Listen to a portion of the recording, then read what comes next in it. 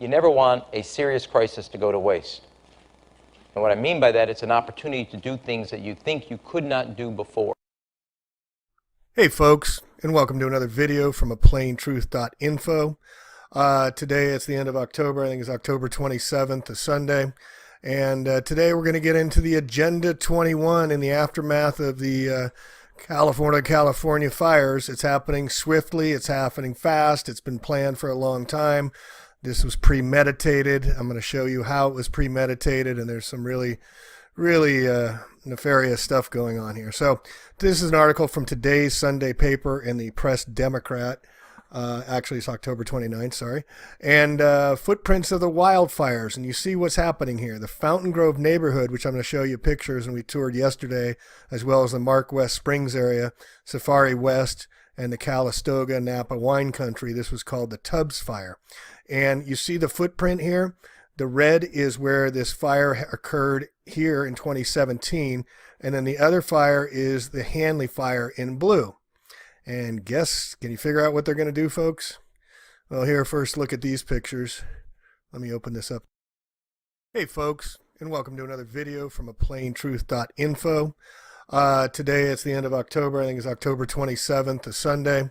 And today we're going to get into the Agenda 21 in the aftermath of the California fires. It's happening swiftly. It's happening fast. It's been planned for a long time. This was premeditated. I'm going to show you how it was premeditated, and there's some really nefarious stuff going on here. So this is an article from today's Sunday paper in the Press Democrat. Actually, it's October 29th, sorry.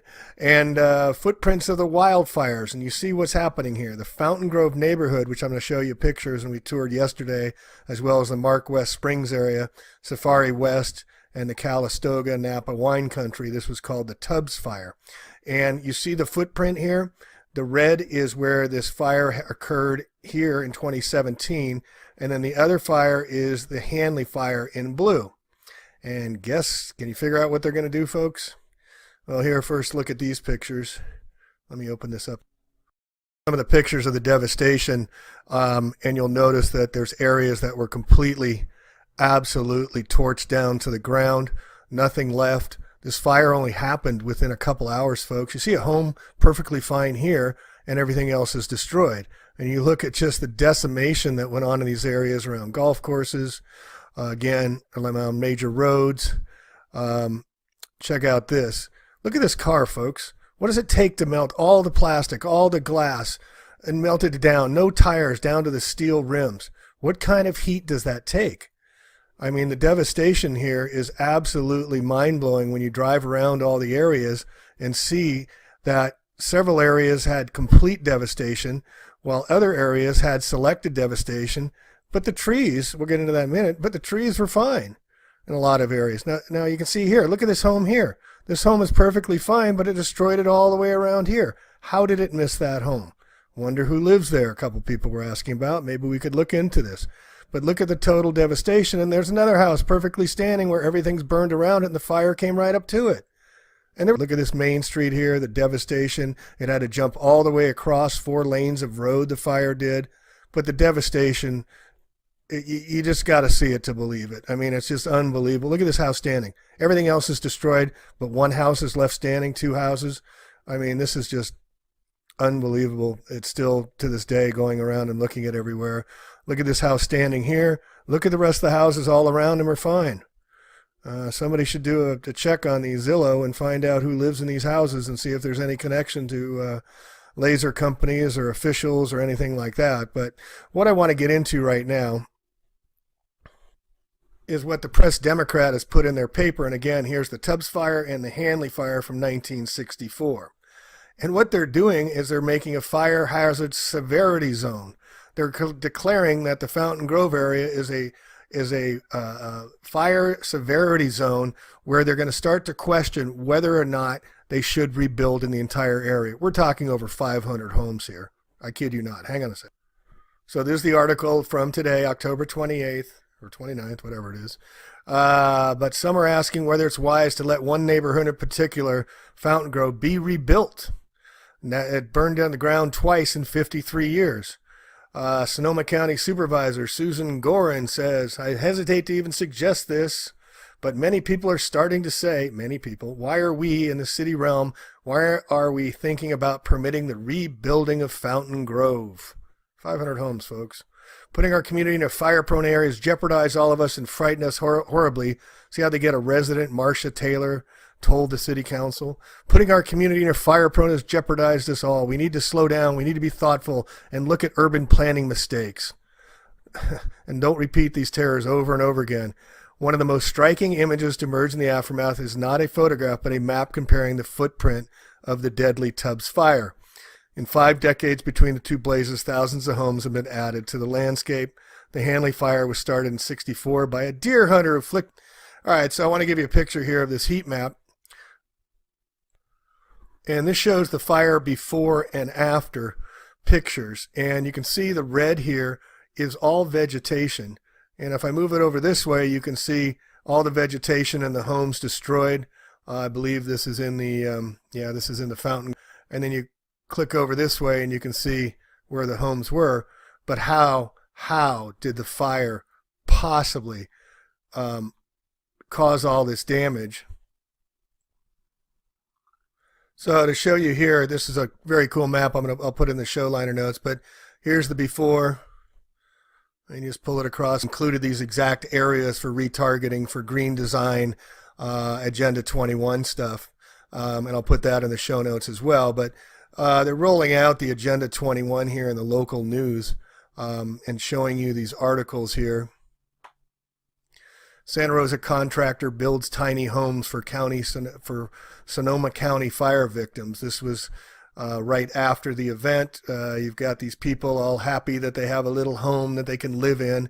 It should be noted that a few years ago on the same exact day, the New York Planning Department, New York City, and San Francisco City Planning Department at the same time, exactly the same day, approved Stackham and Packham houses of, I believe, 250 or 275 square feet on the same day. And now we're seeing Agenda 21 in action up here.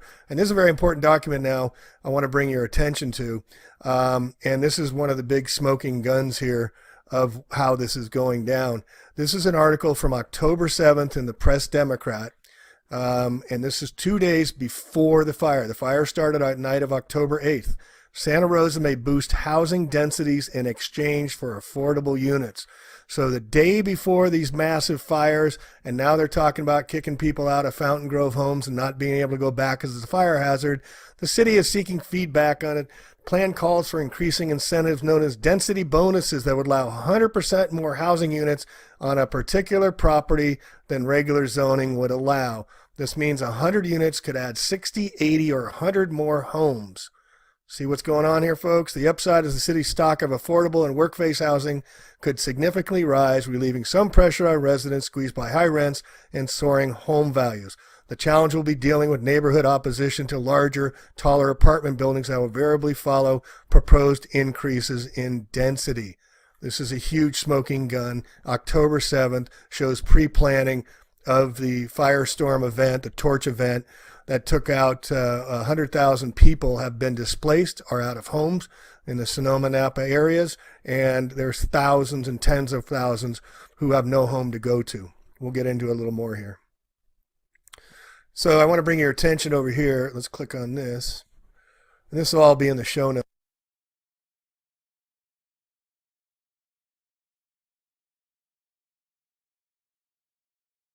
So I want to go over quickly what is Agenda 21, Global Governance 2030, 2045, Silent Weapons for Quiet Wars. All of this has been reported and been forecast now for decades. This report from Iron Mountain, this was done, I think, in the 70s, talked about how they were going to reorganize Global Governance 2025, about how they're going to reorganize these two documents. I'll put in the show notes: Silent Weapons for Quiet Wars, Soft Power, report from Iron Mountain, should be critical reads by everyone. And then with Pacific Partnership, Codex Alimentarius, ban vitamins, nutritional supplements, local grown organic foods, promoting vaccines. This is a very important quote here. There's a traditional ruling class, a super class that agrees on establishing a world government. I submit they already have a world government. Your debt follows you everywhere except for Korea, North Korea, Iraq, Iran, and Syria, formerly Afghanistan, formerly Iraq, and now they're taking over Libya. So centralized power wants central banking. The goal of the superclass is not to lose their wealth and power to transnational middle class, but to extinguish the notion of a middle class and to transnationalize a lower, uneducated, labor-oriented class through which they will secure ultimate wealth and power. The economic crisis serves these ends. Well, we're over $21 trillion in debt in this country, and it'll be very, very easy for them to crash the economy now and destroy the middle class in its entirety. Right now, they're doing the slow boil. So what is Agenda 21? For teaching our children that we are the parasite and we must preserve this environment to imminent domaining large swaths of property, Agenda 21 is in full force today. Check this out. Using terms like localism, sustainability, communitarianism, and volunteerism to steer those in rural and suburbs into stack and pack micro apartments for better control, the agenda is nothing more than a massive corporate land grab for what is left of our precious natural resources. Okay, now this is the precious national resources here map, and include this, and it's a very important map to study. This is the United Nations Convention on Biological Diversity Wildlands Project, UN and U.S. Man and Biosphere Programs, and World Heritage Program as a vital step in attaining sustainable development. For whom? This red here, core reserves and corridors, little to no human use. Look at this, folks. All up and down the Cascades, Sierra Nevadas, and here in Santa Rosa, where I'm at right now. Look at, they're planning on little to no human use, and we just have to have these incredible fires that no one's ever seen before come out, and now they're saying we're not going to rebuild. This is what I'm talking about, folks, and we'll put this map in here. Please study it. But look at the heavy preponderance of activities of no human use in the entire Pacific Northwest and in California, and then down here in New Mexico and Arizona. This is not part of their plans. Sustainable development addresses land use through 2 action plans. The first of which is the Wildlands Project, is a plan to eliminate human presence on over 50% of the American landscape and to heavily control human activity on most of the rest of the American lands, I kid you not. Areas that have become biosphere reserves and heritage sites are systematically being closed, even to recreational use. The most significant tools of Wildland Project are the rapidly expanding impositions of habitat protection in the endangered species and various conservation easements as well. So if we click over here, we can see the Agenda 21. This is their stated plan, folks. It's in their documentation. The biodiversity is seeking to end national sovereignty, state planning and management of all land resources, finances, ecosystems, deserts, forests, mountains, oceans, and fresh waters, biotechnology, and ensuring equity. The state to define the role of businesses and financial resources. Abolition of private property. Restructuring the family unit. Children raised by the state. This is why they're having the preschool increases and getting kids from 0 to 3 into schools. People told what their jobs will be. This is why in the Common Core they're taking all the kids' school documentation so they can organize the kids into the jobs they're going to design for them. Major restrictions on movement. Also the minimum wage to $15 after they haven't raised it in like 15 years. That's another part of it. Everybody's going to be making $15 an hour, so all they can afford is stack them and pack them. Creation of human settlement zones. Mass resettlement as people are forced to vacate land where they currently live, dumbing down education, and the mass global depopulation in pursuit of all above. The Local Governments for Sustainability, or ICLEI, and other organizations are integrating a plan into every village, town, city, and region, and it's already becoming widespread across the world. I can leave the notes in here, but here's a very important lady, Rosa Corey. She wrote Behind the Green Mask, the UN Agenda 21. I highly, highly recommend you read this book. It's very critical. She's here in Santa Rosa. She documented years ago what was going to happen along with Deborah Tavares. And also we've had updates. I've gotten some comments that Deborah Tavares is alive and well, so that's really good news. And the others that haven't gotten into the Georgia Guidestones, the very last thing, number 10 on the commandments of the Georgia Guidestones is don't be a cancer on this earth. Leave room for nature. Leave room for nature. All right, so let's get into a little bit of how they're adapting the Agenda 21 right here in Santa Rosa after these firestorms that started October 29th. They're moving very, very quickly. This is the danger opportunity. When written in Chinese, the word crisis is also the other represents opportunity. Here's a little picture, the most selective forest fire in history. You can see it burned down all these houses. Didn't burn that house, didn't burn the tree. These are eucalyptus people. Eucalyptus trees go, you can breathe on them and eucalyptus will catch fire. I mean, this is ridiculous, folks. It was targeted, it was selected, directed energy weapons. And we're having, over in the West, extreme fire behavior ruled this summer again, burning more than 8 million acres. 8 million. The cost of fighting wildfires blows right through the wildfire budget, and then money that could have been spent on fire prevention is consumed by wildfire costs.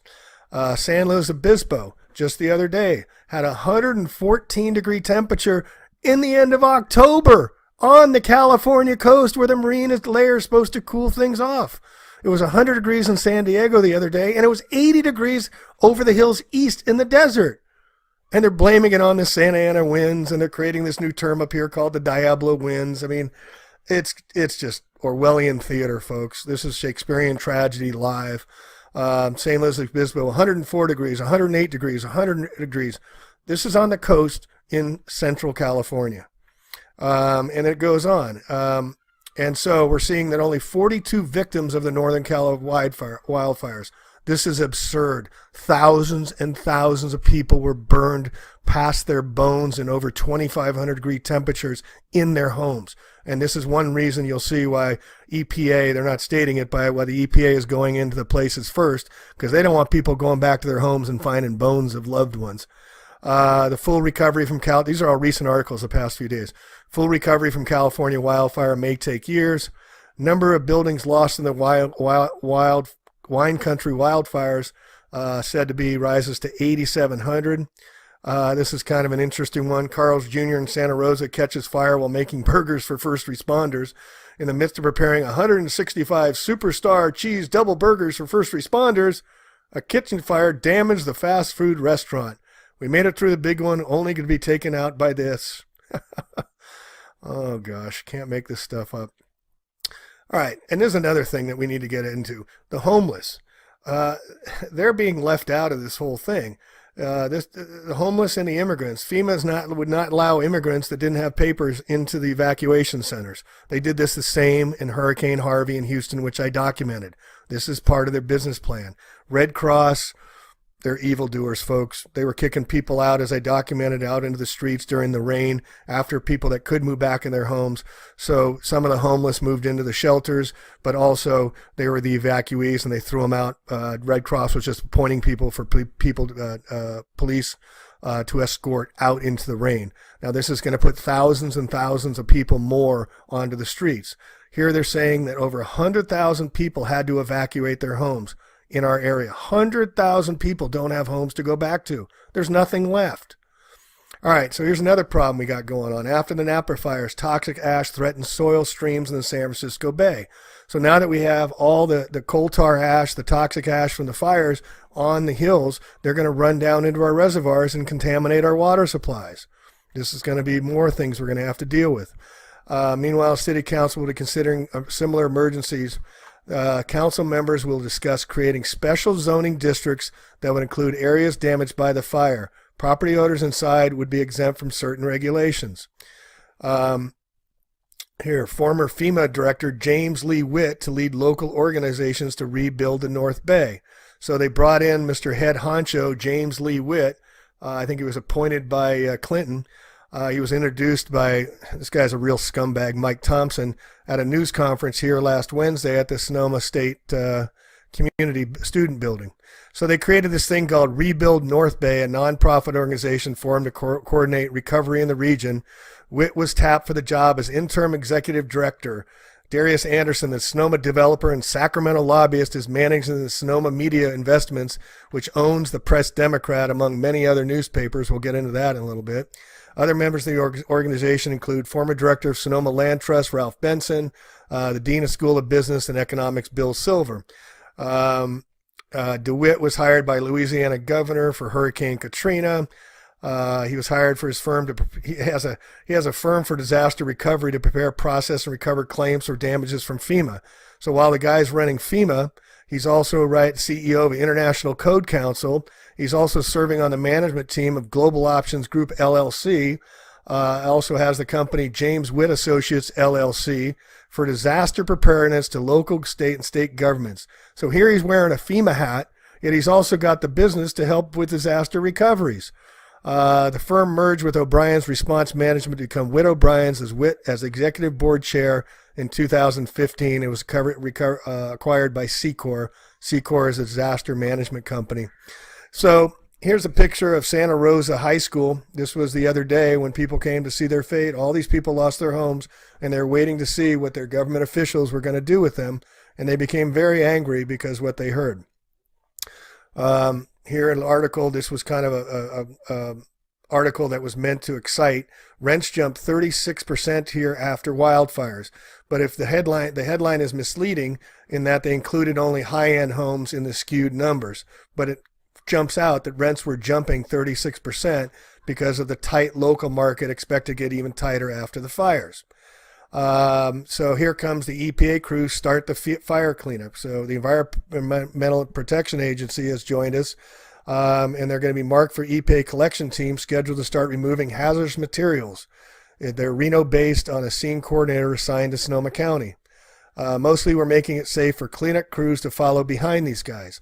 So their EPA's coming in, and the guys coming in behind it is U.S. Army Corps of Engineers. What's missing? The people. The people going back to their homes. They've been told it's toxic and they can't go even look for items in their homes. Senator Mike McGuire called it the largest cleanup in Golden State history. The debris removal could be hampered by a slow response to the controversial requirement that homeowners submit a right of entry form allowing Army Corps crews to work on their property. He acknowledged that touching the surface of the loss, which includes about 2,900 homes in Santa Rosa, including Coffee Park and Fountain Grove. The controversy of the forms and debris removal process centers around the blanket decision to remove foundations based on the assumption they were weakened by fire and concern over the possible cost of the program widely publicized as free to homeowners. Critics say the cleanup will be overly expensive because it would include foundations and assert that homeowners may lose some insurance proceeds because the form requires homeowners to assign to the county all insurance payments earmarked for debris removal. See how this is working? Then they graze it, they level it, and then they say you can't move back in your homes because now this is a severe fire area and we're not going to approve any home rebuilding. The toxic sweep is the first step of a massive post-fire cleanup. The EPA and state officials will survey all the homes, schools, and buildings turned to ash before any debris is removed. Well, what they're doing is they're checking for bones, folks. They're checking for bodies. That's why they're in there and not allowing people in. The job is staggering with over 8,000 buildings. The Santa Rosa City Council and Sonoma County Board of Supervisors approved the plans. Rebuild, that's the only word you hear around here, said Maggie London, who lost her home.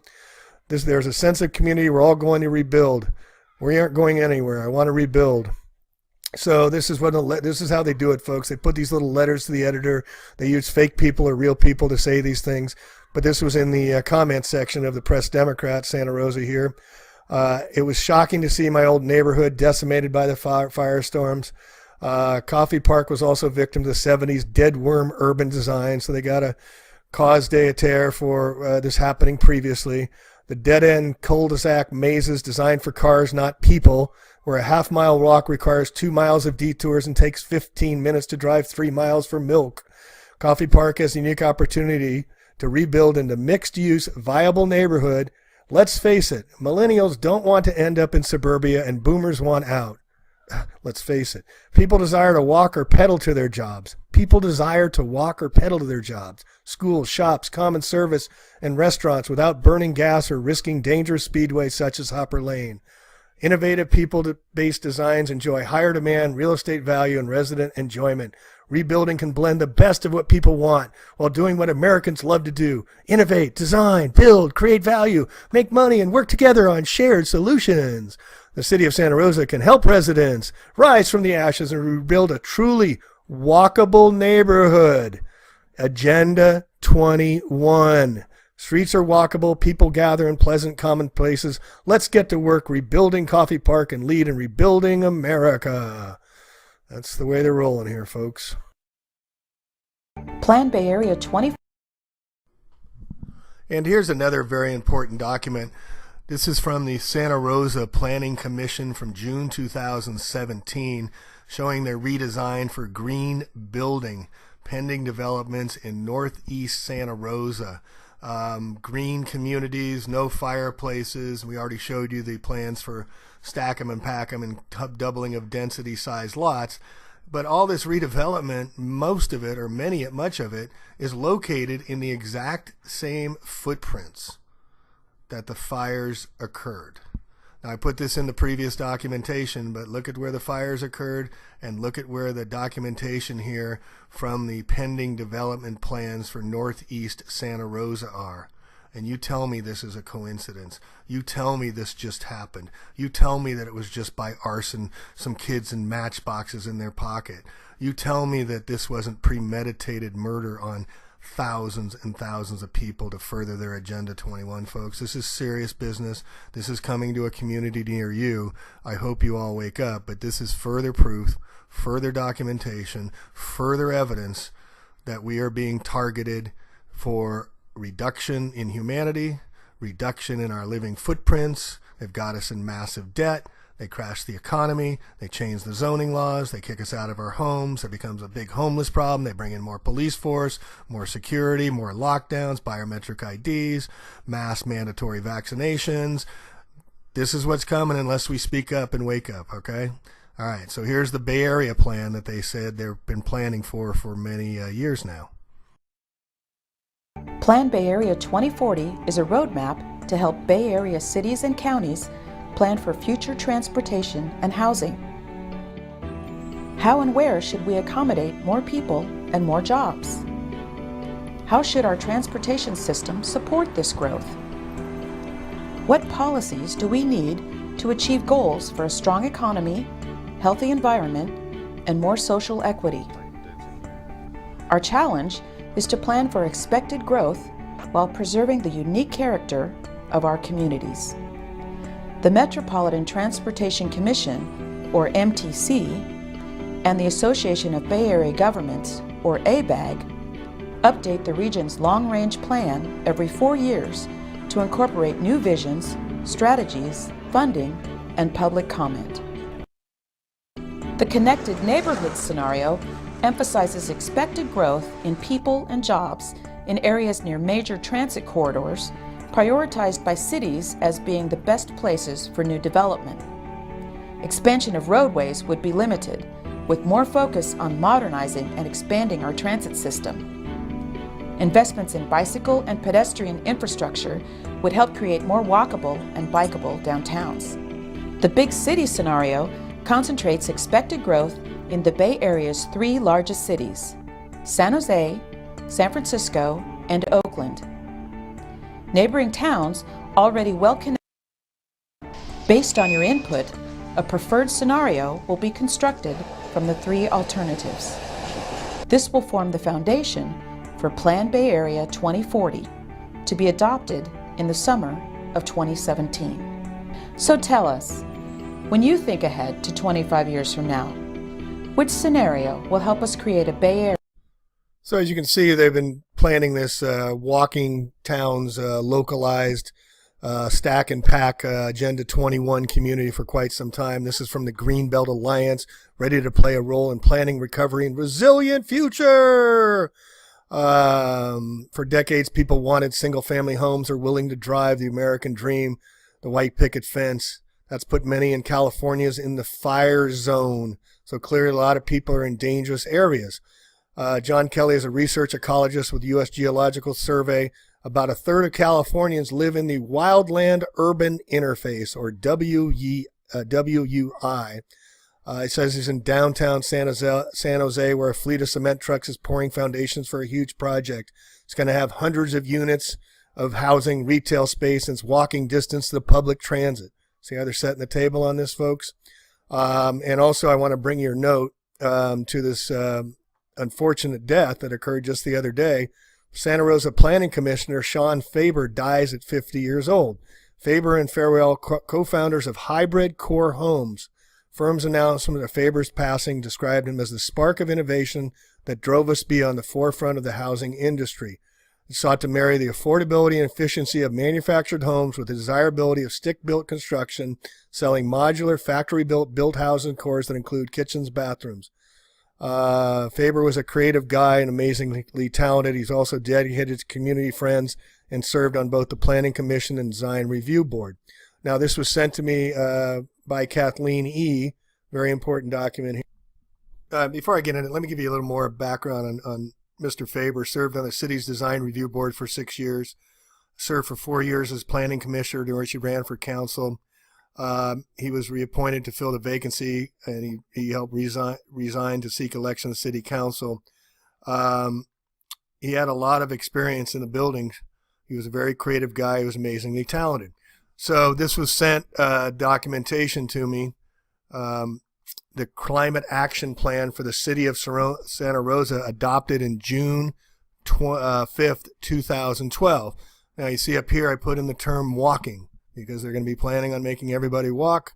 Let's see how many times they talk about walking and biking in the Santa Rosa area action items. Biking, carpooling, promote walking. I mean, it goes on and on. Improve non-vehicle network to promote walking and biking. You see it all over this, all over. And now we got the stack and pack 'em. Safe routes to school encourage walking and biking. They want to get us out of the cars. We're having driverless cars coming up. Battery cars. That's why they got rid of the refineries in Hurricane Harvey, one of the reasons. But we'll include this in the document. And then she sent me this other document here that was a censure, it looks like, a warning to Mr. Faber. It was alleged that you participated in making or influenced governmental decisions regarding Gregory D. Service of Service Structures, a construction management firm, and Redwood Enterprises. Specifically alleges that in 4 instances you voted on City of Santa Rosa Design Review Board matters from 2003 to 2005. The complaint alleges that you failed to disclose income from customers listed on your website on your statements of economic interest.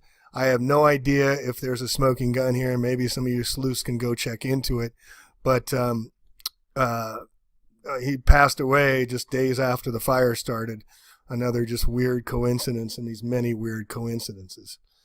So I want to bring it over here to one more thing. This is the Sonoma Design Group that is forming the Rebuild North Bay. And look at this guy.